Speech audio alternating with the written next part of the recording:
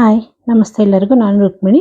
ಇವಾಗ ಇನ್ನೇನು ಹಬ್ಬಗಳೆಲ್ಲ ಸ್ಟಾರ್ಟ್ ಆಯ್ತಲ್ಲ, ಮನೇಲಿ ಸ್ವೀಟ್ಗಳನ್ನ ಸಾಮಾನ್ಯವಾಗಿ ಮಾಡೇ ಮಾಡ್ತೀವಿ.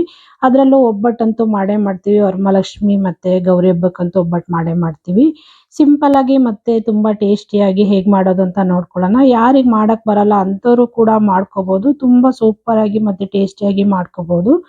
ಬನ್ನಿ ಹೇಗೆ ಮಾಡೋದು ಅಂತ ನೋಡ್ಕೊಳ್ಳೋಣ. ಮೊದಲಿಗೆ ನೋಡಿ, ಒಂದು ಸ್ಟೀಲ್ ಬೌಲಿಗೆ ನಾನು ಈ ಕಪ್ಪಲ್ಲಿ 2 ಕಪ್ ಆಗೋಷ್ಟು ಮೈದಾ ಹಿಟ್ಟು ತಗೊಳ್ತಾ ಇದ್ದೀನಿ. ಬೇಕನ್ನೋರು ಚಿರೋಟಿ ರವೆ ಕೂಡ ಯೂಸ್ ಮಾಡಿ ಮಾಡ್ತಾರೆ. ನಾನಿಲ್ಲಿ ಮೈದಾ ಅಷ್ಟನ್ನೇ ಹಾಕ್ಕೊಂಡು ನಾನು ಮಾಡ್ತಾ ಇದ್ದೀನಿ. 1/4 ಟೀ ಸ್ಪೂನ್ ಆಗೋಷ್ಟು ಅರಶಿನ ಪುಡಿ, ಆಮೇಲೆ 2 ಚಿಟಿಕೆ ಆಗೋಷ್ಟು ಉಪ್ಪು ಕೂಡ ಸೇರಿಸ್ಕೊಳ್ತಾ ಇದ್ದೀನಿ. ನೋಡಿ, ಇಷ್ಟನ್ನು ಸೇರಿಸ್ಕೊಂಡು ನೀಟಾಗಿ ಇದನ್ನ ಮಿಕ್ಸ್ ಮಾಡ್ಕೊಳ್ಳೋಣ. ಒಂದಕ್ಕೊಂದು ಹೊಂದ್ಕೋಬೇಕು. ಆ ರೀತಿ ನಾವು ಇದನ್ನ ಮಿಕ್ಸ್ ಮಾಡ್ಕೊಂಡು ತಗೊಳ್ಳೋಣ. ಆದಷ್ಟು ಒಳ್ಳೆ ಚೆನ್ನಾಗಿರುವಂಥ ಮೈದಾ ಹಿಟ್ಟನ್ನೇ ತಗೊಳ್ಳಿ. ಒಬ್ಬಟ್ಟು ಕೂಡ ಚೆನ್ನಾಗಿ ಬರುತ್ತೆ. ನೋಡಿ, ಮಿಕ್ಸ್ ಮಾಡ್ಕೊಂಡಿದ್ದಾಗಿದೆ. ಇವಾಗ ಸ್ವಲ್ಪ ಸ್ವಲ್ಪನೇ ನೀರು ಹಾಕ್ಕೊಂಡು ನಾವು ಇದನ್ನ ಕಲಿಸ್ಕೊಳ್ಳೋಣ. ನಾವಿಲ್ಲಿ ಚಪಾತಿ ಹಿಟ್ಟಿನ ಅದಕ್ಕೆ ಕಲಿಸ್ಕೋಬಾರ್ದು. ಅದಕ್ಕಿಂತ ಸ್ವಲ್ಪ ತೆಳ್ಳಗೆ ಕಲಿಸ್ಕೊಬೇಕು. ಯಾಕೆಂದರೆ 1 ಅವರ್ ಅಷ್ಟೇ ನಾನು ನೆನೆಯಕ್ಕೆ ಇಡ್ತೀನಿ. ತುಂಬ ಟೈಮ್ ಎಲ್ಲ ನೆನೆಯಕ್ಕೆ ಇಡೋದಿಲ್ಲ. 1 ಅವರ್ ನೆನೆಯಕ್ಕೆ ಇಟ್ಟರೆ ಸಾಕು. ಮೈದಾ ಹಿಟ್ಟು ಕೂಡ ತುಂಬ ಸಾಫ್ಟಾಗಿ ಚೆನ್ನಾಗಿ ಬರುತ್ತೆ. ಆ ರೀತಿ ನಾವಿಲ್ಲಿ ಕಲಿಸ್ಕೊಬೇಕು. ನೋಡಿ, ಸ್ವಲ್ಪ ಸ್ವಲ್ಪನೇ ನೀರು ಸೇರಿಸ್ಕೊಂಡು ನಾನಿಲ್ಲಿ ಕಲಿಸ್ಕೊಂಡಿದ್ದೀನಿ. ನೋಡ್ತಾ ಇದ್ದೀರಲ್ಲ, ಈ ಹದದಲ್ಲಿ ನಾವು ಹಿಟ್ಟನ್ನ ಕಲಿಸ್ಕೊಬೇಕಾಗತ್ತೆ. ಚಪಾತಿ ಹಿಟ್ಟು ಕಲಸೋ ಥರ ತುಂಬ ಗಟ್ಟಿಯಾಗೆಲ್ಲ ಕಲಿಸ್ಕೊಳಕ್ಕೆ ಹೋಗಬಾರ್ದು. ಇವಾಗ ನೋಡಿ, ಒಂದು 4-5 ಸ್ಪೂನ್ ಎಣ್ಣೆ ಕೂಡ ಸೇರಿಸ್ಕೊಂಡು ನಾನು ಚೆನ್ನಾಗಿ 2 ನಿಮಿಷ ನಾನು ನೋಡಿ ಈ ರೀತಿ ಚೆನ್ನಾಗಿ ನಾದ್ಕೊಳ್ತೀನಿ. ತುಂಬ ಸಮಯದವರೆಗೂ ನಾದೋ ಅವಶ್ಯಕತೆ ಏನಿಲ್ಲ. 2 ನಿಮಿಷ ಸ್ವಲ್ಪ 4-5 ಸ್ಪೂನ್ ಎಣ್ಣೆ ಹಾಕ್ಕೊಂಡು ನೋಡಿ, ನಾವು ಈ ರೀತಿ ನಾದ್ಕೊಂಡ್ರೆ ಸಾಕು. ನೋಡಿ, ಬೆರಳಲ್ಲಿ ತೋರಿಸ್ತಾ ಇದ್ದೀನಿ. ಇಷ್ಟು ಸಾಫ್ಟಾಗಿ ಇಷ್ಟು ತೆಳ್ಳಗೆ ಕೂಡ ನಾವು ನಾದ್ಕೋಬೇಕಾಗತ್ತೆ ಹಿಟ್ಟನ್ನ. ನೋಡಿ, ಇವಾಗ ಇದನ್ನ ತೆಗೆದು ಇದ್ರ ಮೇಲೆ ಸ್ವಲ್ಪ ಎಣ್ಣೆ, 1 ಸ್ಪೂನ್ ಎಣ್ಣೆ ಹಾಕ್ಕೊಂಡು ಸವರ್ಕೊಂಡು ಇದನ್ನ ಒಂದು ಪ್ಲೇಟ್ ಮುಚ್ಚಿಬಿಟ್ಟು ಜಸ್ಟ್ 1 ಅವರ್ ನೆನೆಯಕ್ಕೆ ಬಿಡೋಣ ಸಾಕು. ಜಾಸ್ತಿ ಟೈಮ್ ಏನು ಬಿಡೋ ಅವಶ್ಯಕತೆ ಇಲ್ಲ. ನಾವು ಹಿಟ್ಟೇನಾದ್ರೂ ಗಟ್ಟಿ ಕಲಿಸ್ಕೊಳ್ತು ಅಂದರೆ 2-3 ಅವರ್ ನೆನೆಸ್ಕೋಬೇಕಾಗತ್ತೆ. ಹಾಗಾಗಿ ನಾವು ಆದಷ್ಟು ತೆಳ್ಳಗೆ ಕಲಿಸ್ಕೋಬೇಕು. ಅದನ್ನ ನೆನೆಯಕ್ಕೆ ಇಟ್ಬಿಡೋಣ 1 ಅವರು. ಇವಾಗ ನೋಡಿ, ಇನ್ನೊಂದು ಪಾತ್ರೆಗೆ ನಾನಿಲ್ಲಿ ತೊಗರಿಬೇಳೆ ತಗೊಳ್ತಾ ಇದ್ದೀನಿ. ಅದೇ ಕಪ್ ಅಳತೆಯಿಂದ 2 ಕಪ್ ಆಗೋಷ್ಟು ನಾನಿಲ್ಲಿ ತೊಗರಿಬೇಳೆ ತಗೊಳ್ತಾ ಇದ್ದೀನಿ. ನೋಡಿ, ಚೆನ್ನಾಗಿರೋದೇ ತೊಗರಿಬೇಳೆನ ತಗೊಳ್ಳಿ ಆದಷ್ಟು. 2 ಕಪ್ ತೊಗರಿಬೇಳೆ ಹಾಕ್ಕೊಂಡು ಇದಕ್ಕೆ ನೀರು ಸೇರಿಸ್ಕೊಂಡು ಚೆನ್ನಾಗಿ ಉಜ್ಜಿ 2-3 ಸಲ ಇದನ್ನ ಚೆನ್ನಾಗಿ ತೊಳ್ಕೊಳ್ಳೋಣ. ಬೇಳೆಯಲ್ಲಿ ಸ್ವಲ್ಪ ಕ್ಲೀನ್ ಇರಲ್ವಲ್ಲ, ಹಾಗಾಗಿ ಚೆನ್ನಾಗಿ ಇದನ್ನ 2 ಸಲ 3 ಸಲ ಈ ರೀತಿ ಉಜ್ಜಿ ತೊಳ್ಕೊಂಡು ತಗೊಳ್ಳೋಣ. ಪೌಡ್ರ್ ಇರುತ್ತಲ್ಲ, ಹಾಗಾಗಿ. ಇವಾಗ ನೋಡಿ, ಇದನ್ನ 2 ಸಲ ತೊಳ್ಕೊಂಡು ನೀರೆಲ್ಲ ಚೆಲ್ಲಿ ತಗೊಂಡಿದ್ದೀನಿ. ನೋಡಿ, ಇವಾಗ ಈ ಬೇಳೆಗೆ ನಾನು ಯಾವ ಕಪ್ಪಲ್ಲಿ ಬೇಳೆ ತಗೊಂಡಿದ್ನೋ ಅದೇ ಕಪ್ ಅಳತೆಯಿಂದ 1 ಕಪ್ಪು ಬೇಳೆಗೆ 4 ಕಪ್ಪು ನೀರು ಥರ 8 ಕಪ್ ನಾನಿಲ್ಲಿ ನೀರು ಸೇರಿಸ್ಕೊಳ್ತಾ ಇದ್ದೀನಿ. ನಾವು ಬೇಳೆ ಕಟ್ ಮಾಡೋದ್ರಿಂದ ಒಬ್ಬಟ್ಟು ಸಾಂಬಾರು ಮಾಡೋದ್ರಿಂದ ಬೇಳೆಗೆ ನೀರು ಸ್ವಲ್ಪ ಜಾಸ್ತಿನೇ ಹಾಕ್ಕೊಳ್ಳೋಣ, ಚೆನ್ನಾಗಿರುತ್ತೆ. ಇವಾಗ ನೋಡಿ, ಸ್ಟವ್ ಮೇಲೆ ಇಟ್ಕೊಂಡು 1 ಸ್ಪೂನ್ ಎಣ್ಣೆ ಕೂಡ ಸೇರಿಸ್ಕೊಂಡು ಇದನ್ನ ಮಿಕ್ಸ್ ಮಾಡ್ಕೊಂಡಿದ್ದೀನಿ. ಮಿಕ್ಸ್ ಮಾಡಿಕೊಂಡು ಮೀಡಿಯಂ ಫ್ಲೇಮಲ್ಲಿ ನಾವು ಇದನ್ನ ಚೆನ್ನಾಗಿ ಕುದಿಸ್ಕೊಳ್ಳೋಣ. ನೋಡಿ, ಇವಾಗ ಕುದೀತಾ ಇದೆ ಕೂಡ. ಈ ರೀತಿ ಕುದಿಬೇಕಾದ್ರೆ ಸೈಡಲ್ಲೆಲ್ಲ ನೊರೆ ಬರುತ್ತೆ ನೋಡಿ. ಈ ನೊರೆನೆಲ್ಲ ತೆಗೆದು ಬಿಡಬೇಕು. ಚೆನ್ನಾಗಿರೋದಿಲ್ಲ ನೊರೆ ಇದು. ಬೇಳೆಲಿರೋ ಗಲೀಜೆಲ್ಲ ಈಗ ನೊರೆ ರೀತಿ ಮೇಲ್ಗಡೆ ಬಂದ್ಬಿಡತ್ತೆ. ಇದನ್ನೆಲ್ಲ ಈ ರೀತಿ ತಕ್ಕೊಂಡು ನೋಡಿ, ನಾನು ಬೇಳೆನೂ ಕೂಡ ಬೇಯಿಸ್ಕೊಂಡಿದ್ದೀನಿ. ಒಂದು 15 ನಿಮಿಷ ನಾನು ಬೇಯಿಸ್ಕೊಂಡಿದ್ದೀನಿ. ಬೇಳೆ ಕೂಡ ಚೆನ್ನಾಗಿ ಬೆಂದಿದೆ. ನೋಡಿ, ಬೇಳೆ ಈ ಹದದಲ್ಲಿ ಬೇಯಬೇಕು. ತುಂಬ ಎಲ್ಲ ಬೇಯಿಸ್ಕೋಬಾರ್ದು. ನಾವು ತುಂಬ ಬೇಯಿಸ್ಕೊತು ಅಂದರೆ ಹೂರಣ ಕೂಡ ತೆಳ್ಳಗಾಗ್ಬಿಡತ್ತೆ. ಹಾಗಾಗಿ ನಾವು ಮೀಡಿಯಮ್ ಆಗಿ ಬೇಯಿಸ್ಕೋಬೇಕಾಗುತ್ತೆ. ನೋಡಿ, ಇಲ್ಲಿ ಪ್ರೆಸ್ ಮಾಡಿ ತೋರಿಸ್ತಾ ಇದ್ದೀನಿ ಕೂಡ. ಈ ರೀತಿ ನಾವು ಬೇಳೆನ ಬೇಯಿಸ್ಕೋಬೇಕು. ಜಾಸ್ತಿ ಎಲ್ಲ ಬೇಯಿಸ್ಕೊಳಕ್ಕೆ ಹೋಗಬಾರ್ದು. ಇವಾಗ ನೋಡಿ, ಈ ನೀರನ್ನೆಲ್ಲ ಬೇರೆ ತೆಗೆದು ಬಿಡೋಣ. ಈಗ ನೀರೆಲ್ಲ ಶೋಧಿಸ್ಕೊಳ್ಳೋಕ್ಕೋಸ್ಕರ ಒಂದು ಪಾತ್ರೆ ಇಟ್ಕೊಂಡಿದ್ದೀನಿ. ಆ ಪಾತ್ರೆಗೆ ಬೇಳೆನೆಲ್ಲ ಹಾಕ್ಕೊಳ್ತಾ ಇದ್ದೀನಿ. ನೋಡಿ, ಈ ರೀತಿ ಬೇಳೆ ನೀರನ್ನೆಲ್ಲ ತಕ್ಕೊಳ್ತಾ ಇದ್ದೀನಿ. ಈ ರೀತಿ ತಕ್ಕೊಂಡಿದ್ದಾದ್ಮೇಲೆ ನೀರೆಲ್ಲ ಚೆನ್ನಾಗಿ ಶೋಧಿಸ್ಕೊಂಡ್ಬಿಡೋಣ. ನೋಡಿ, ನೀಟಾಗಿ ಶೋಧಿಸ್ಕೊಂಡಾದ್ಮೇಲೆ ನಾವು ಇದನ್ನ ಮತ್ತೆ ಅದೇ ಪಾತ್ರೆಗೆ ಬೇಳೆನ ನಾನು ಮತ್ತೆ ಸೇರಿಸ್ಕೊಳ್ತೀನಿ. ನೀರು ಕೂಡ ನೋಡಿ ಎಲ್ಲ ಶೋಧಿಸ್ಕೊಂಡು ತಗೊಂಡಿದ್ದೀನಿ. ಇವಾಗ ಈ ಬೇಳೆಲಿ ನಾವು ಬೇಳೆ ನೀರಲ್ಲಿ ನಾವು ಒಬ್ಬಟ್ಟು ಸಾಂಬಾರು ಮಾಡ್ಕೊಳ್ಳೋಣ. ತೋರಿಸ್ತಾ ಇದ್ದೀನಿ ನೋಡಿ, ಬೇಳೆ ನೀರಲ್ಲಿ ಇದನ್ನ ತೆಗೆದು ಸೈಡಿಗೆ ಎತ್ತಿಟ್ಬಿಡೋಣ. ಇವಾಗ ಅದೇ ಪಾತ್ರೆಗೆ ನಾನು ಬೇಳೆನ ಸೇರಿಸ್ಕೊಳ್ತೀನಿ. ನೋಡ್ತಾ ಇದ್ದೀರಲ್ಲ, ಅದೇ ಪಾತ್ರೆಗೆ ಬೇಳೆನ ಸೇರಿಸ್ಕೊಳ್ತಾ ಇದ್ದೀನಿ ಕೂಡ. ಬೇಳೆ ನೋಡ್ತಾ ಇದ್ದೀರಲ್ಲ ಎಷ್ಟು ನೀಟಾಗಿ ಬೆಂದಿದೆ ಅಂತ. ಈ ಹದದಲ್ಲೇ ಬೇಯಿಸ್ಕೋಬೇಕು. ಬೇಳೆನ ಜಾಸ್ತಿ ಎಲ್ಲ ಬೇಯಿಸಕ್ಕೆ ಹೋಗಬಾರ್ದು. ಇವಾಗ ಅದೇ ಕಪ್ ಅಳತೆಯಿಂದ 2 ಕಪ್ ಆಗೋಷ್ಟು ಬೆಲ್ಲನ ನಾನಿಲ್ಲಿ ಪುಡಿ ಮಾಡಿ ಸೇರಿಸ್ಕೊಳ್ತಾ ಇದ್ದೀನಿ. ಉಂಡೆ ಬೆಲ್ಲ ತಗೊಂಡಿದ್ದೀನಿ. ಜೊತೆಗೆ 1 ಕಪ್ ಆಗೋಷ್ಟು ತೆಂಗಿನಕಾಯಿ ಹಾಕ್ಕೊಳ್ತಾ ಇದ್ದೀನಿ. ತೆಂಗಿನಕಾಯಿ ಸಿಪ್ಪೆ ಎಲ್ಲ ಮೇಲೆ ಇರೋ ಸಿಪ್ಪೆ ಎಲ್ಲ ತೆಗೆದು ಮಿಕ್ಸಿ ಜಾರಲ್ಲಿ ಒಂದು ರೌಂಡ್ ರುಬ್ಬಿಟ್ಟು ನಾನು ಹಾಕೊಳ್ತಾ ಇದ್ದೀನಿ. ಇವಾಗ ಒಂದು ಅರ್ಧ ಸ್ಪೂನ್ ಆಗೋಷ್ಟು ಏಲಕ್ಕಿ ಪೌಡ್ರ್ ಕೂಡ ಸೇರಿಸ್ಕೊಂಡು ಇದನ್ನ ಚೆನ್ನಾಗಿ ಮಿಕ್ಸ್ ಮಾಡ್ಕೊಳ್ಳೋಣ. ಒಂದು 5ರಿಂದ ಒಂದು 6 ನಿಮಿಷ ಆದರೂ ನಾವು ಇದನ್ನ ಚೆನ್ನಾಗಿ ಮಿಕ್ಸ್ ಮಾಡಿಕೊಂಡು ನಾವು ಮೀಡಿಯಂ ಫ್ಲೇಮಲ್ಲಿ ಇಟ್ಕೊಂಡು ಇದನ್ನ ಮತ್ತೆ ಕುದಿಸ್ಕೋಬೇಕಾಗತ್ತೆ. ನಾವು ಈ ರೀತಿ ಕುದಿಸ್ಕೊಳ್ಳೋದ್ರಿಂದ ಹೂರಣ ತುಂಬ ಟೇಸ್ಟ್ ಆಗಿ ಬರುತ್ತೆ. ಬೇಳೆಗೆ ಸಿಹಿ ಕೂಡ ಚೆನ್ನಾಗಿ ಹೊಂದ್ಕೊಳ್ಳುತ್ತೆ. ಈ ರೀತಿ ನಾವು ಬೆಲ್ಲ ಮತ್ತು ಬೇಳೆ ಎರಡನ್ನೂ ಒಂದು 5ರಿಂದ 6 ನಿಮಿಷ ಚೆನ್ನಾಗಿ ಬೇಯಿಸ್ಕೋಬೇಕು. ನೋಡ್ತಾ ಇದ್ದೀರಲ್ಲ ತೆಳ್ಳಗಾಗಿದೆ ಕೂಡ. ಈ ರೀತಿ ನಾವು ಬೇಯಿಸ್ಕೊಂಡು ತಗೋಬೇಕಾಗತ್ತೆ. ಆವಾಗ ಸ್ವೀಟ್ ಕೂಡ ಒಂದು ಹದದಲ್ಲಿ ಚೆನ್ನಾಗಿ ಬರುತ್ತೆ. ಹಾಗಾಗಿ ನೋಡಿ ಇವಾಗ ತೋರಿಸ್ತಾ ಇದ್ದೀನಿ. ಒಂದು 6 ನಿಮಿಷ ನಾನು ಇದನ್ನ ಚೆನ್ನಾಗಿ ಬೇಯಿಸ್ಕೊಂಡಿದ್ದೀನಿ. ನೋಡಿ ಬೆಲ್ಲ ಎಲ್ಲ ಬೇಳೆಗೆ ಚೆನ್ನಾಗಿ ಹೊಂದ್ಕೊಂಡಿದೆ. ಈ ರೀತಿ ಹೊಂದ್ಕೋಬೇಕು. ಇವಾಗ ಇದನ್ನ ಕೂಡ ಒಂದು 10 ನಿಮಿಷ ತಣ್ಣಗಾಕ್ ಬಿಟ್ಬಿಡೋಣ. ನೋಡಿ ಇವಾಗ ತೋರಿಸ್ತಾ ಇದ್ದೀನಿ. ಒಂದು 10 ನಿಮಿಷ ಆಗಿದೆ. ಚೆನ್ನಾಗಿ ತಣ್ಣಗಾಗಿದೆ. ಬೇಳೆ ಕೂಡ ಗಟ್ಟಿಯಾಗಿದೆ. ನೋಡ್ತಾ ಇರ್ಬೋದು ನೀವು. ಈ ರೀತಿ ಬರಬೇಕು ಹದ.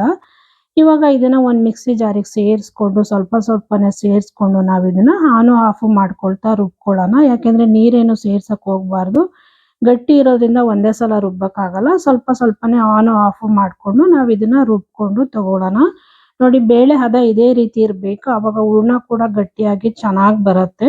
ನೋಡಿ ರುಬ್ಕೊಂಡ್ ಬಂದಿದ್ದೀನಿ ಕೂಡ ಆನು ಆಫ್ ಮಾಡಿ ತೋರಿಸ್ತಾ ಇದ್ದೀನಿ. ಕೈಯಲ್ಲಿ ಹಿಡಿದು ನೋಡಿ ಎಷ್ಟು ಸಣ್ಣ ರುಬ್ಬಿದ್ದೀನಿ ಅಂತೇಳಿ. ಈ ರೀತಿ ನಾವು ರುಬ್ಕೋಬೇಕಾಗತ್ತೆ. ಇದೇ ರೀತಿ ಎಲ್ಲ ಹೂರ್ಣಗಳನ್ನು ನಾನು ರುಬ್ಕೊಂಡು ಒಂದು ಪಾತ್ರೆಗೆ ಸೇರಿಸ್ಕೊಳ್ತೀನಿ. ನೋಡ್ತಾ ಇದ್ದೀರಲ್ಲ ಎಲ್ಲ ಹೂರ್ಣನೂ ರುಬ್ಕೊಂಡು ಇದೇ ರೀತಿ ಒಂದು ಪಾತ್ರೆಗೆ ನಾನು ಸೇರಿಸಿ ತಗೊಳ್ತೀನಿ. ನೋಡಿ ಎಲ್ಲಾನು ರುಬ್ಕೊಂಡಿದ್ದಾಗಿದೆ. ಇವಾಗ ಇದನ್ನ ಒಂದ್ಸಲ ಮಿಕ್ಸ್ ಮಾಡ್ಕೊಬಿಡೋಣ. ಸ್ವಲ್ಪನೇ ರುಬ್ಬಿದೀವಲ್ಲ, ಹಾಗಾಗಿ ಒಂದ್ಸಲ ಮಿಕ್ಸ್ ಮಾಡ್ಕೊಂಡು ಒಂದು ಹದದಲ್ಲಿ ಇದನ್ನ ಎಲ್ಲ ಪ್ರೆಸ್ ಮಾಡಿ ಒಂದ್ ಸೈಡಿಗೆ ಎತ್ತಿಟ್ಕೊಬಿಡೋಣ. ನಾವು ತಗೋಬೇಕಾದ್ರೆ ಒಂದ್ ಸೈಡಿಂದ ಈ ರೀತಿ ನಮ್ಗೆ ಎಷ್ಟು ದಪ್ಪ ಬೇಕೋ ಅಷ್ಟು ದಪ್ಪ ಉಂಡೆಗಳನ್ನಾಗಿ ಮಾಡ್ಕೊಂಡು ತಗೋಬಹುದು. ಹಾಗಾಗಿ ಇವಾಗ ಇದನ್ನ ತೆಗೆದು ಸೈಡಿಗೆ ಇಟ್ಬಿಡೋಣ. ಇವಾಗ ನೋಡಿ ಮೈದಾ ಹಿಟ್ಟು ತೋರಿಸ್ತಾ ಇದೀನಿ. 1 ಅವರ್ ಆಗಿದೆ. ಒಂದೇ ಅವರ್ ನಾನು ನೆನೆಸಿರೋದಷ್ಟೇ. ನೋಡಿದ್ರಲ್ಲ ಎಷ್ಟು ಚೆನ್ನಾಗಿ ಅಳ್ಕೊಂಡಿದೆ. ಮತ್ತೆ ಹಿಟ್ಟು ಕೂಡ ಎಷ್ಟು ಸಾಫ್ಟ್ ಆಗಿ ಬಂದಿದೆ ಅಂತ ಹೇಳಿ. ನೋಡಿ ಈ ರೀತಿ ಇಟ್ಕೊಂಡು ನಾವು ಹೇಳಿದ್ರೆ ರಬ್ಬರ್ ತರ ಬರಬೇಕು. ಆಗ್ಲೇ ಒಬ್ಬಿಟ್ಟು ಮಾಡೋಕ್ಕೆ ಹಿಟ್ಟು ಕರೆಕ್ಟ್ ಆಗಿ ಆಗಿದೆ ಅಂತ ಹೇಳಿ. ನೋಡ್ತಾ ಇರ್ಬೋದಲ್ಲ ನೀವು. ಈ ರೀತಿ ಬರಬೇಕು ಮೈದಾ ಹಿಟ್ಟು ನಾವು ಕಲ್ಸ್ಕೊಂಡ್ರೆ. ನೋಡಿ ಇವಾಗ ಕೈಯಲ್ಲಿ ಹಿಂಗೆ ಹೇಳಿದ್ರೆ ಈಗ ಬರುತ್ತೆ. ನಮ್ಗೆ ಎಷ್ಟು ಬೇಕು ಅಷ್ಟು ಹಿಟ್ಟನ್ನ ತಗೊಂಡು ನಾವು ಮಾಡ್ಕೊಬಹುದು. ಇದು ಕೂಡ ರೆಡಿ ಆಗಿದೆ. ಇವಾಗ ಇದನ್ನು ಕೂಡ ಸೈಡಲ್ಲಿ ಎತ್ತಿಟ್ಕೊಂಡು ಇವಾಗ ಒಬ್ಬಟ್ಟು ಮಾಡ್ಕೊಳ್ಳೋಣ ಬನ್ನಿ. ನೋಡಿ ನಾನು ಇಲ್ಲೊಂದು ಬಟರ್ ಪೇಪರ್ ತಗೊಂಡಿದ್ದೀನಿ. ಅದಕ್ಕೆ ಸ್ವಲ್ಪ ಎಣ್ಣೆ ಹಾಕೊಳ್ತಾ ಇದ್ದೀನಿ. ಆಮೇಲೆ ಅದನ್ನ ಸವರ್ಕೊಂಡು ಮೈದಾ ಹಿಟ್ಟನ್ನ ತಗೊಳ್ಳೋಣ. ನಾವು ಪೂರಿ ಮಾಡ್ತೀವಲ್ಲ, ಪೂರಿ ಮಾಡಕ್ಕೆ ಹಿಟ್ಟು ತಗೊಳ್ತೀವಲ್ಲ, ಅಷ್ಟು ಹಿಟ್ಟು ತಗೊಂಡ್ರೆ ಸಾಕು. ನೋಡಿ ಕೈಯಿಂದ ಎಣ್ಣೆ ಸವರ್ಕೊಂಡು ಕೈಗೆ ಅಂಟುತ್ತೆ. ಹಾಗಾಗಿ ನೋಡಿ ಇಷ್ಟು ನಮ್ಗೆ ಎಷ್ಟು ಬೇಕೋ ಅಷ್ಟು ಹಿಟ್ಟನ್ನ ತಗೊಳ್ಳೋಣ. ನಾನು ಹೂರಣ ಎಷ್ಟು ತಗೊಳ್ತೀನಿ ಅದರಲ್ಲಿ ಅರ್ಧ ಭಾಗದಷ್ಟು ನಾವಿಲ್ಲಿ ಮೈದಾ ಹಿಟ್ಟನ್ನ ತಗೋಬೇಕಾಗತ್ತೆ. ನೋಡಿ ಇದನ್ನ ನೀಟಾಗಿ ಒಂದ್ಸಲ ಕೈಯಲ್ಲಿ ತಟ್ಕೊಂಡ್ಬಿಡ್ತೀನಿ.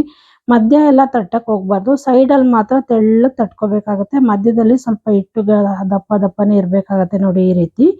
ಇವಾಗ ಹೂರಣ ತಗೊಳ್ಳೋಣ. ಎಷ್ಟು ಬೇಕಷ್ಟು ಹೂರಣ ಉಂಡೆ ತಗೊಂಡು ಅದಕ್ಕೆ ಅದ್ರ ಮೇಲೆ ಇಟ್ಕೊಂಡು ನೋಡಿ ಈ ರೀತಿ ಸ್ವಲ್ಪನೇ ತಗೊಂಡು ಈ ರೀತಿ ಸ್ಪ್ರೆಡ್ ಮಾಡ್ಕೊಳ್ಳೋಣ. ನೋಡ್ತಾ ಇದ್ದೀರಲ್ಲ, ನಾವು ಎಕ್ಸ್ಟ್ರಾ ಹಿಟ್ಟು ಬರೋದು ಇಲ್ಲ, ನಾವು ಎಕ್ಸ್ಟ್ರಾ ಹಿಟ್ಟು ತೆಗಿಯೋ ಅವಶ್ಯಕತೆನೂ ಇಲ್ಲ. ನಾವು ಈ ರೀತಿ ಮಾಡ್ಕೊಳ್ಳೋದ್ರಿಂದ ಕೊನೆಯಲ್ಲಿ ನಾವು ತೆಳ್ಳಗೆ ತಟ್ಕೊಂಡಿರೋದ್ರಿಂದ ನೋಡಿ ಈ ರೀತಿ ಬರುತ್ತೆ. ನೋಡಿ ನೀಟಾಗಿ ಎಲ್ಲ ಇದು ಮಾಡ್ಕೊಂಡಿದ್ದೀನಿ. ಇವಾಗ ಸ್ವಲ್ಪ ಎಣ್ಣೆ ಕೈಗೂ ಕೂಡ ಮತ್ತೆ ಪೇಪರ್ಗೂ ಕೂಡ ಎಣ್ಣೆ ಸವರ್ಕೊಂಡು ನಾವು ಇದನ್ನ ತಟ್ಕೊಳ್ಳೋಣ. ನೋಡಿ ಕೈಯಲ್ಲಾರು ತಟ್ಬೋದು, ಇಲ್ಲ ಲಟ್ಟಿಸ್ಬೋದು. ಯಾವುದೇ ಕಾರಣಕ್ಕೂ ಮುರಿಯೋದಿಲ್ಲ, ಅಂಟೋದಿಲ್ಲ. ನಾವು ಸ್ಟಾರ್ಟಿಂಗು ಮಧ್ಯದಲ್ಲಿ ನಾವು ಈ ರೀತಿ ತಟ್ಕೋಬೇಕು. ನಾವು ಈ ರೀತಿ ತಟ್ಕೊಳ್ಳೋದ್ರಿಂದ ಹೂರಣ ಎಲ್ಲ ಕಡೆ ಕರೆಕ್ಟಾಗಿ ಸೆಟ್ ಆಗುತ್ತೆ. ನಾವೇನಾದ್ರೂ ಸ್ಟಾರ್ಟಿಂಗಲ್ಲಿ ಮೊದಲಿಂದ ತಟ್ಟು ಅಂದರೆ ಹೂರಣ ಎಲ್ಲ ಒಂದು ಸೈಡ್ ಹೋಗ್ಬಿಡುತ್ತೆ. ಆಮೇಲೆ ಮೈದಾ ಹಿಟ್ಟು ಹಾಗಾಗಿ ಇಟ್ಬಿಡುತ್ತೆ. ಹಾಗಾಗಿ ಮಧ್ಯದಿಂದ ನಾವು ತಟ್ಕೋತಾ ಬರಬೇಕು. ನೋಡ್ತಾ ಇದ್ದೀರಲ್ಲ ಎಷ್ಟು ನೀಟಾಗಿ ಬಂದಿದೆ ಅಂತೇಳಿ. ಎಷ್ಟು ತೆಳ್ಳಗೆ ಬೇಕಾದ್ರೂ ತಟ್ಕೋಬೋದು, ಎಷ್ಟು ಅಗಲ ಬೇಕಾದ್ರೂ ತಟ್ಕೋಬೋದು. ನಾವು ಈ ರೀತಿ ನಾವು ಹೂರಣ ಮತ್ತು ಮೈದಾ ಹಿಟ್ಟು ಎರಡನ್ನೂ ರೆಡಿ ಮಾಡ್ಕೊಳ್ಳೋದ್ರಿಂದ ನೋಡಿ ಆಗಿದೆ ಇದು. ಹಂಚು ಕೂಡ ಇಟ್ಕೊಂಡಿದ್ದೀನಿ ಸ್ಟವ್ ಮೇಲೆ. ಹಂಚು ಕೂಡ ಕಾದಿದೆ. ಇವಾಗ ನೋಡಿ ಕೈಯಿಂದ ನಾನು ತಗೊಳ್ತಾ ಇದ್ದೀನಿ. ಈ ರೀತಿ ತಗೊಂಡು ನಾವು ಹಂಚು ಮೇಲೆ ಹಾಕ್ಕೊಳ್ಳೋಣ. ನೋಡಿದ್ರಲ್ಲ, ಹಂಚು ಕೂಡ ಕಾದಿದೆ. 1 ಸ್ಪೂನ್ ಎಣ್ಣೆ ಕೂಡ ಹಾಕ್ಕೊಂಡಿದ್ದೀನಿ. ಇವಾಗ ಅದ್ರ ಮೇಲೆ ಹಾಕ್ಕೊಂಡು ಮೀಡಿಯಂ ಫ್ಲೇಮಲ್ಲಿ ಇಟ್ಕೊಂಡು ಇದನ್ನ ಬೇಯಿಸ್ಕೊಳ್ಳೋಣ. ಹೈ ಫ್ಲೇಮಲ್ಲೆಲ್ಲ ಇಟ್ಕೋಬಾರ್ದು, ಸುಟ್ಟೋಗ್ಬಿಡುತ್ತೆ. ಮೀಡಿಯಂ ಫ್ಲೇಮಲ್ಲೇ ಇಟ್ಕೊಂಡು ನಾನು ಇದನ್ನ ಅದ್ರ ಮೇಲೆ ಮತ್ತೆ ಒಂದು ಅರ್ಧ ಸ್ಪೂನ್ ಎಣ್ಣೆ ಹಾಕ್ಕೊಳ್ತಾ ಇದ್ದೀನಿ. ಹಾಕ್ಕೊಂಡು ಮತ್ತೆ ಇದನ್ನ ಬೆಂದ ಮೇಲೆ ತಿರುಕೊಂಡು ಬೇಯಿಸ್ಕೊಳ್ಳೋಣ. ಯಾವುದೇ ಕಾರಣಕ್ಕೂ 2-3 ಸಲ ತಿರುಗಿಸಿ ಬೇಯಿಸೋಕ್ಕೆಲ್ಲ ಹೋಗಬಾರ್ದು. ಒಬ್ಬಟ್ಟು ರಫ್ ಆಗಿಬಿಡತ್ತೆ. ನಿಧಾನವಾಗಿ ಒಂದೇ ಸಲ ಒಂದು ಸೈಡು, ಒಂದು ಸೈಡು, 2 ಸೈಡು ಒಂದೊಂದೇ ಸಲ ಬೇಯಿಸ್ಕೋಬೇಕು. ಜಾಸ್ತಿ ತಿರುಗಿಸಿ ಎಲ್ಲ ಬೇಯಿಸಕ್ಕೆ ಹೋಗಬಾರ್ದು. ನೋಡ್ತಾ ಇರ್ಬೋದು ನೀವು ಎಷ್ಟು ನೀಟಾಗಿ ಬಂದಿದೆ. ಮೀಡಿಯಂ ಫ್ಲೇಮಲ್ಲೇ ಬೇಯಿಸ್ಕೋಬೇಕು. ನೋಡಿ, ಒಂದು ಒಬ್ಬಟ್ಟು ಕೂಡ ಮಾಡಿ ತೋರಿಸ್ತಾ ಇದ್ದೀನಿ. ಇದೇ ರೀತಿ ಇನ್ನೊಂದು ಒಬ್ಬಟ್ಟು ಕೂಡ ಮಾಡಿ ತೋರಿಸ್ತೀನಿ. ಅದನ್ನು ಕೂಡ ಈ ರೀತಿ ಮಾಡ್ಕೊಂಡಿದ್ದೀನಿ ನೋಡಿ, ಹೂರಣ ಹಾಕ್ಕೊಂಡು. ಇದನ್ನು ಕೂಡ ಅದೇ ರೀತಿ ಲಟ್ಟಿಸ್ಕೊಳ್ಳೋಣ. ನೀವು ಒಬ್ಬಟ್ಟನ್ನ ಲಟ್ಟಿಸಿದಾದ್ಮೇಲೆ ಕೈಯಲ್ಲಿ ತಗೊಳಕ್ಕಾಗಲ್ಲ, ಮುರಿದೋಗುತ್ತೆ ಅನ್ನೋರು ಡೈರೆಕ್ಟ್ ಆಗಿ ಹಂಚ್ ಮೇಲೆ ಪೇಪರ್ನ ಸಮೇತ ನಾವು ಹಾಕ್ಬೋದು. ನೋಡಿ, ತಟ್ಕೊಂಡಿದ್ದೀನಿ ನೋಡಿ, ಸರ್ವಿದ್ರೂ ಕೂಡ ಸಾಕು, ಅಷ್ಟು ಚೆನ್ನಾಗಿ ಒಬ್ಬಟ್ಟು ಅಗಲವಾಗಿ ಬರುತ್ತೆ. ಇವಾಗ ನೋಡಿ, ನಾನು ಇದನ್ನ ತಟ್ಕೊಂಡಿದ್ದಾಗಿದೆ. ಡೈರೆಕ್ಟ್ ಆಗಿ ಪೇಪರ್ ಸಮೇತ ನಾನು ಹಂಚ್ ಮೇಲೆ ಹಾಕೊಳ್ತೀನಿ. ಇನ್ನೊಂದು ರೀತಿಲಿ ಇದು ಕೈಯಲ್ಲಿ ಮುರಿದೋಗತ್ತೆ, ತೆಗಿಯಕ್ಕಾಗಲ್ಲ ಅನ್ನೋರು ಈ ರೀತಿ ಕೂಡ ಮಾಡ್ಕೊಬೋದು. ಒಂದ್ಸಲ ಈ ರೀತಿ ಪ್ರೆಸ್ ಮಾಡಿ ಬೆರಳಿನ ಸಹಾಯದಿಂದ ಪೇಪರ್ನ ಹಿಂಗೆ ತಕ್ಕೊಂಡ್ಬಿಟ್ರೆ ಸಾಕು, ಅದು ನೀಟಾಗಿ ಬಂದ್ಬಿಡತ್ತೆ. ನೋಡ್ತಾ ಇದ್ದೀರಲ್ಲ ಎಷ್ಟು ಚೆನ್ನಾಗಿ ಬಂದಿದೆ ಅಂತೇಳಿ. ನೋಡಿದ್ರಲ್ಲ, ಒಬ್ಬಟ್ಟು ಸೂಪರ್ ಆಗಿ ರೆಡಿ ಆಗಿದೆ. ಈಗ ವರಮಹಾಲಕ್ಷ್ಮಿ, ಗೌರಿ ಹಬ್ಬ ಎಲ್ಲ ಬರ್ತಾ ಇದೆ. ಸಿಹಿ ತಿಂಡಿಗಳನ್ನ ಮಾಡಲೇಬೇಕು. ಈ ರೀತಿ ಒಬ್ಬಟ್ಟನ್ನ ಸಿಂಪಲ್ ಆಗಿ, ಮತ್ತೆ ಯಾರಿಗೆ ಬರಲ್ಲ ಅನ್ನೋರು ಕೂಡ ಈ ರೀತಿ ಟಿಪ್ಸ್ನ ಫಾಲೋ ಮಾಡಿ, ತುಂಬಾನೇ ಚೆನ್ನಾಗಿ ಬರುತ್ತೆ. ಒಬ್ಬಟ್ಟು ಸಾಫ್ಟ್ ಆಗಿ ಕೂಡ ಬರುತ್ತೆ. ನೋಡ್ತಾ ಇದ್ದೀರಲ್ಲ, ಈ ಒಬ್ಬಟ್ಟು ರೆಸಿಪಿ ನಿಮಗೆಲ್ಲ ಇಷ್ಟ ಆಯಿತು ಅಂದ್ಕೊಳ್ತೀನಿ. ತುಂಬ ಸಾಫ್ಟ್ ಆಗಿ ಮತ್ತು ಅಷ್ಟೇ ಸ್ವೀಟ್ ಆಗಿ ಟೇಸ್ಟಿಯಾಗಿ ಬಂದಿದೆ. ಈ ಒಬ್ಬಟ್ಟು ರೆಸಿಪಿ ನಿಮಗೆಲ್ಲ ಇಷ್ಟ ಆದರೆ ದಯವಿಟ್ಟು ಶೇರ್ ಮಾಡಿ, ಲೈಕ್ ಮಾಡಿ, ಸಬ್ಸ್ಕ್ರೈಬ್ ಮಾಡ್ಕೊಳ್ಳಿ. ಹಾಗೆ ಪಕ್ಕದಲ್ಲಿರೋ ಬೆಲ್ ಐಕನ್ ಕೂಡ ಕ್ಲಿಕ್ ಮಾಡಿ. ನಾನು ಯಾವುದೇ ವಿಡಿಯೋ ಹಾಕಿದರೂ ನಿಮಗೆ ನೋಟಿಫಿಕೇಶನ್ ಬರುತ್ತೆ. ಹೀಗೆ ಈಸಿ ಹಾಗೂ ಇನ್ನಷ್ಟು ಸಿಂಪಲ್ ರೆಸಿಪಿಗಳಿಗಾಗಿ ಅಡುಗೆ ಮನೆ ಚಾನಲ್ ಸಬ್ಸ್ಕ್ರೈಬ್ ಮಾಡಿಕೊಂಡು ಸಪೋರ್ಟ್ ಮಾಡಿ ಅಂತ ಕೇಳ್ಕೊಳ್ತೀನಿ. ಮತ್ತೆ ಇನ್ನೊಂದು ಈಸಿ ರೆಸಿಪಿಯೊಂದಿಗೆ ಮತ್ತೆ ಸಿಗ್ತೀನಿ. ಅಲ್ಲಿವರೆಗೂ thank you friends. Thank you for watching. ಹೀಗೆ ನೋಡ್ತಾ ಇರಿ, ಸಪೋರ್ಟ್ ಮಾಡ್ತಾರೆ ಅಂತ ಕೇಳ್ಕೊಳ್ತೀನಿ.